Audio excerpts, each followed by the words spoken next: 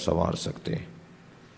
ارشاد ہو رہا ہے یا ایھا الذین آمنوا، اے صاحبان ایمان، اتقوا اللہ حق تقاتہ، خبردار تقوی پروردگار کا حق ادا کرو۔ جیسا تقوی اللہ کی پرواہ، اللہ کا احساس، اللہ کا خیال، اللہ کی یاد، اللہ کا ذکر ہونا چاہیے، ایسا ہی رکھو۔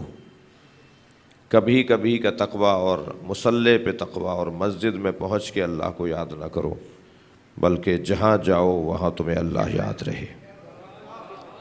تم بازاروں میں رہو تب بھی تمہیں اللہ یاد رہے، تم آفس میں پہنچو، ماتحت سے ملو تو بھی اللہ یاد رہے، مافوق سے ملو تو بھی اللہ یاد رہے، ماتحتوں سے ملتے ہوئے یاد رہے کہ ان پر کوئی زیادتی نہیں ہونا چاہیے، اس لیے کہ اگر تم ان پر کوئی زیادتی کرو گے تو تم سے بھی کوئی بڑا ہے۔ اور مافوقوں سے ملتے وقت اللہ یاد رہے، یہ سوچ کر ان کی چاپلوسی نہ کرنا کہ یہی سب کچھ ہیں، جان لینا کہ اللہ بھی ان سے بڑا ہے، سب سے بڑا اگر کوئی ہے تو وہ اللہ ہے۔ لہذا تقوی اس کے حق کے ساتھ ادا کرو۔ وَلَا تَمُوتُنَّ إِلَّا وَأَنْتُمْ مُسْلِمُونَ، اور خبردار موت نہ آ جائے، مر نہ جانا، کہیں تمہاری موت نہ آ جائے مگر مرو تو مسلمان مرنا۔ وَاعْتَصِمُوا بِحَبْلِ اللَّهِ جَمِيعًا وَلَا تَفَرَّقُوا، اور اللہ کی رسی کو مضبوطی کے ساتھ تھامے رکھو، مل کر اللہ کی رسی کو مضبوطی کے ساتھ تھامے رکھو اور رسی کے بارے میں جھگڑا نہ کرو۔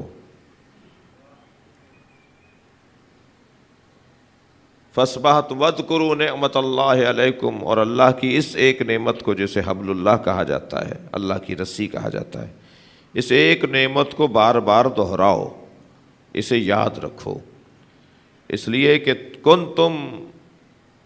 تم ایک دوسرے کے اعداء دشمن تھے، اس ایک نعمت کی وجہ سے فَأَلَّفَ بَيْنَ قُلُوبِكُمْ فَأَصْبَحْتُمْ بِنِعْمَتِهِ، اس ایک نعمت کی وجہ سے تم بھائی بھائی بنے ہو۔